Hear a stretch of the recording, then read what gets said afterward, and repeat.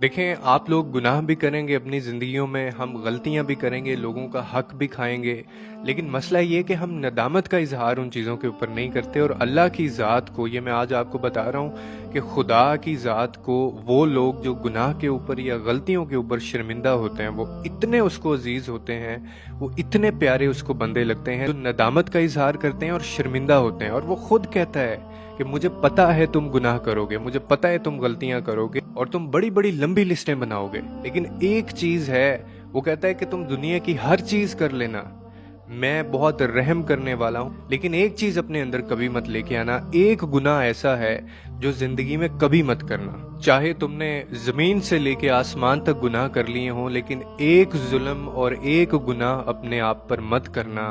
और वो गुनाह क्या है कि मेरी रहमत से कभी मायूस मत होना।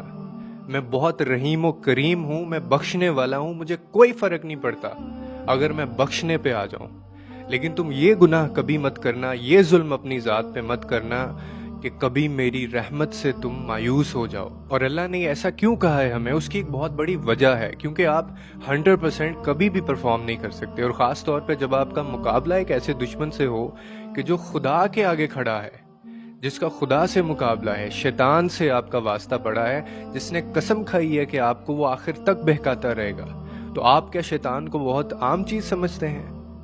ऐसा नहीं है, वो कोई कमजोर चीज थोड़ी है। इसीलिए मेरे अल्लाह ने मायूसी को सबसे बड़ा गुनाह कहा है कि तुम मेरी रहमत से कभी मायूस ना होना, क्योंकि उसी जगह पे खड़े होकर शैतान ने भी ये कहा था कि मैं सारी उम्र लोगों को बहकाऊंगा, तेरे बंदों को बहकाऊंगा। लेकिन क्या खूबसूरत जात है मेरे अल्लाह की कि उसने अपने बंदे के लिए जो अपनी रहमत का दरवाजा है वो सारी उम्र खुला छोड़ा है। तुम कभी भी आ जाओ, जिस मर्जी हालत में आ जाओ, वो माफ करने वाला है। इससे बड़ी कोई रिलैक्सेशन, इससे बड़ी कोई फेवर हमें दे सकता है? मुझे बताएं आप। तो फिर हम लोग अगर मायूसी करें, हम लोग अगर उसकी रहमत से मायूस हो जाएं, तो फिर जरूर आप शैतान को जीतने देंगे। अल्लाह ने सिर्फ एक चीज आपसे मांगी है, उसने कहा जो मर्जी कर लो, मैं माफ कर दूंगा, लेकिन मेरी रहमत से मायूस मत होना। मसला ये है कि हम लोग चीजों को समझते नहीं हैं। आप शैतान की बायोग्राफी पढ़ के तो देखें, मतलब उसके शैतान होने से पहले की जो उसकी जिंदगी थी, जो बायोग्राफी थी, आप उसको पढ़ के तो देखें। जाहिद, आबिद, वाली, तकी, अजाजील, इतने बड़े बड़े टाइटल उसके साथ जुड़े हुए थे। कबाजील, उस्तादुल मलाइका, यानी फरिश्तों का उस्ताद रहा है, मुकर्रबीन का उस्ताद रहा है। इतने बड़े बड़े टाइटल थे उसके नाम। 40,000 साल तक जन्नत का खजानची रहा है। इबादत और रियाजतों के अंदर उसने जो झंडे गाड़े वो किसी ने आज तक नहीं किया। ये जो आसमानी मखलूक है उसके लिए वो एक काबिले रश्क पर्सनैलिटी रहा है। आप अगर उसकी बायोग्राफी शैतान होने से पहले की पढ़ें तो हर चीज के अंदर उसकी एक्सेस थी। कायनात की इंफॉर्मेशन में कायनात तक उसकी एक्सेस बेतहाशा थी। और अल्लाह के साथ उसकी एक बड़ी जबरदस्त रिलेशनिंग रही है। इतना खूबसूरत रिलेशन उसका अल्लाह ताला के साथ था।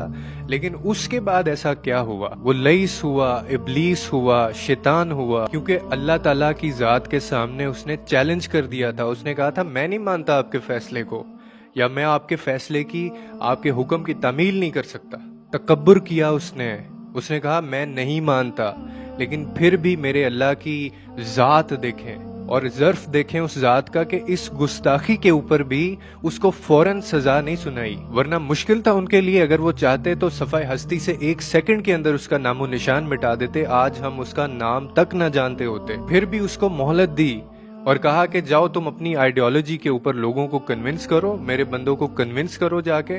और उसने जो जो एक्सेस मांगी अल्लाह ताला ने उसको वो एक्सेस भी दी। उसने कहा मुझे क्यामत तक की जिंदगी दे दें। अल्लाह ताला ने कहा जाओ तुम्हें दी मैंने क्यामत तक जिंदगी। उसने कहा मेरी औलाद में इतनी कसरत हो जाए, उन्होंने वो भी दे दी। उसने कहा मैं जिसकी शक्ल में आना चाहूं मैं उसकी शक्ल में आऊंगा। उसने कहा जा तू जिसकी मर्जी शक्ल में आ सकता है। और कहा कि ये लोग तुझे नजर आएंगे लेकिन तू इन्हें नजर नहीं आ सकता। इनके माल में तेरा हिस्सा होगा लेकिन तेरे माल में इनका हिस्सा नहीं होगा। यहाँ तक कि उसने हमारे दिमागों तक, हमारे जिस्मों तक, खून तक एक्सेस हासिल कर ली और दी उसको ये एक्सेस। फिर शैतान ने कहा कि अब मैं उनके ऊपर हमला करूंगा जहां से मेरा दिल करेगा, आगे से, पीछे से, दाएं से, बाएं से, हर तरह मैं इनको कन्विंस करने की कोशिश करूंगा। और फिर अल्लाह ने कहा कि हो सकता है कि तू बहुत सारे लोगों को कायल भी कर ले, बहुत सारे लोगों को तू डॉज भी दे लेगा, लेकिन इनमें से मेरे कुछ ऐसे बंदे होंगे जिनको तू कभी कायल नहीं कर सकेगा। मेरे वो बंदे جو اخلاص والے ہوں گے۔ اور اللہ کے ان بندوں نے دیکھیں کیسی کیسی پرفارمنس دی ہے اپنے اخلاص کے اندر، اپنے صبر کے اندر، اپنے ظرف کے اندر، کیسے کیسے انہوں نے شیطان کو ہرایا، کیسے کیسے انہوں نے شیطان کو مات دی۔ اور اسی بات کا جو میں نے شروع میں ذکر کیا تھا کہ کیوں ضروری ہے کہ آپ نے اس کی رحمت سے مایوس نہیں ہونا، کیونکہ آج آ کے ہمارے پاس یہی سہارا بچتا ہے۔ ہم اتنے مضبوط نہیں ہیں کہ ہم شیطان سے لڑ سکیں، کیونکہ شیطان کوئی عام کمزور چیز نہیں ہے۔ جس کا مقابلہ اللہ تعالیٰ کے ساتھ ہو وہ کمزور یا عام کیسے ہو سکتا ہے؟ لیکن ایک ایسی چیز ہے جس میں اللہ تعالیٰ نے ہمیں ریلیکسیشن دی ہے، اور وہ یہ ہے کہ وہ کہتا ہے کہ تم دنیا کے سارے گناہ کر لینا لیکن کبھی میری رحمت سے مایوس مت ہونا۔ اور یہیں پہ آ کے شیطان پرفارم کرتا ہے، جو بندہ یہاں پہ آ کے رک جاتا ہے، جو گناہ کرتا ہے ندامت کا اظہار نہیں کرتا، شرمندہ نہیں ہوتا، غلطی کرتا ہے معافی نہیں مانگتا، شرمندہ نہیں ہوتا۔